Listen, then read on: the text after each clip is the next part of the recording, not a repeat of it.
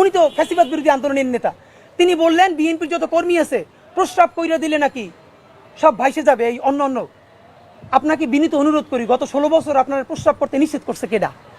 মানে গত 16 বছর আপনি প্রস্রাব করেন নাই কেন? আল্লাহর রাস্তায় বলেন। মানে আবারও বিএনপিকে বলে, জামাত ইসলামী বলে মুরব্বীদের মুখে টেপ মারেন, পিছনে বসাই রাখেন।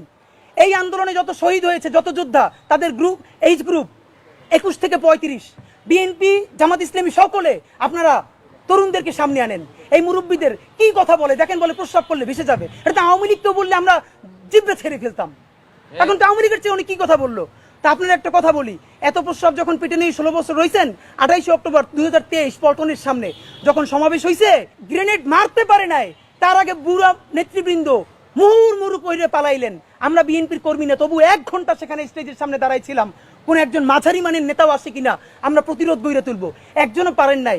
যত লাখ লোক আসছে, প্রস্রাব করলে তো আওয়ামী লীগ ভাইসে যাবে, তখন প্রস্রাব চাইবে কোথায় রাখছেন? মাথায় উঠেই রাখছেন।